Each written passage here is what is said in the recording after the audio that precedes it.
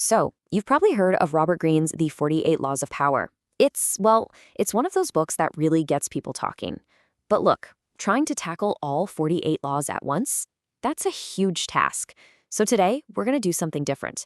We're going to do a deep dive into just one of them. And trust me, it's one of the most challenging and powerful principles in the entire book, mainly because it goes against our very nature. Okay, first things first. To really get any single law, you've got to understand the book's whole vibe, its core philosophy. See, Greene doesn't talk about power like it's a hammer you just swing around. No. He frames it as this subtle, strategic game, where what you don't do is often way more important than what you actually do. It's all about what he calls the art of indirection. I mean, listen to this quote from the book's preface. It's pretty out there, right? It just perfectly captures that controversial, almost Machiavellian spirit of the whole thing. The goal here isn't to be some loud, aggressive person. It's about mastering the subtle, hidden currents of how people interact with each other. And this is really crucial to remember. These aren't just 48 random tips you can pick and choose from. Greene lays them out as a totally interconnected system. Understanding one law actually helps you understand all the others, because they all tap into these same basic truths about psychology and strategy. And that's super important for the law we're going to get into right now. So keeping that big picture in mind, that interconnected philosophy, let's really zero in on Law 36. This one is such a perfect example of the book's challenging wisdom, mainly because it asks you to fight your most basic, gut-level human instincts. All right, here it is. Law 36. Disdain things you cannot have. Ignoring them is the best revenge. Just let that sink in for a second. Think about it, right? Someone insults you, a deal you were counting on falls through, a rival gets that promotion you wanted. What's our first instinct? To get mad, to fight back, to obsess over it. But this law, it commands the exact opposite. And that contrast, man, that gets right to the heart of why this is so hard. This isn't just some clever tactic. It's a full-on psychological tool that requires incredible self-control. See, it's not about just bottling up your anger. It's about making a conscious, strategic decision to starve a problem, or even a person, of the one thing it absolutely needs to survive: your attention. So what makes this so powerful? I mean, why is ignoring something the best revenge? Let's actually break down the psychology behind this very deliberate act of non-reaction. Okay, here's a simple way to think about it. Imagine you see a tiny weed in your garden. You could just pull it out, right? But what if you obsessed over it? What if you watered it, made sure it got sunlight by constantly checking on it? Well, you'd actually be helping it grow. Petty problems and annoying people, they work the exact same way. Your attention is literally their lifeblood.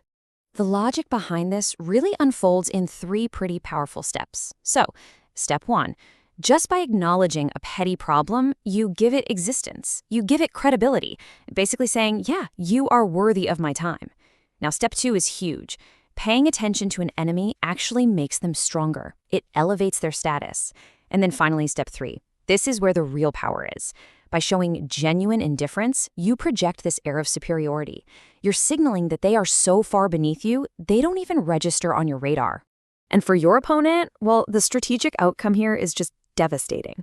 See, they crave your reaction. They are desperate to see you get angry or upset. So when you give them absolutely nothing, you deny them that satisfaction. It frustrates them, it confuses them, and ultimately, you completely diminish them by treating them as if they're totally irrelevant. Now, remember what we said earlier about how all the laws are interconnected. Let's zoom out for a second and see how Law 36 fits into a much bigger strategic theme that runs through the whole book. And that theme is the power of scarcity. So with Law 36, it's all about making your attention a scarce and valuable resource. When you withhold it, you automatically increase its perceived value. And this connects directly to another law, Law 16, which is all about using your physical absence to increase respect. It's the exact same core idea, right? Creating power through scarcity. And this all taps into a really fundamental part of human nature, doesn't it? We are just drawn to what we can't have. So by strategically withdrawing your presence or your attention or your validation, you actually force other people to want it more. You're gaining power not by being loud and asserting yourself, but by strategically holding back. So what's the big takeaway here? How can we actually apply this, seemingly cold, ancient advice to our modern lives, especially in a world that is just constantly screaming for our attention 24/7? Look, the core idea really boils down to this. Your attention is one of your most valuable and definitely most limited resources. You have to start treating it that way. Every time you give that attention to an internet troll or some minor slight at work, you're just handing over your power. And remember, withholding attention isn't a passive thing to do. It is an active, strategic choice. Because ultimately, real power doesn't need to scream. True superiority is often shown through just calm, cool indifference. And that brings us to the final and I think most critical question. I want you to look at your own life, your work, your relationships, your goals, and just ask yourself, what are you giving power to right now simply by paying attention to it?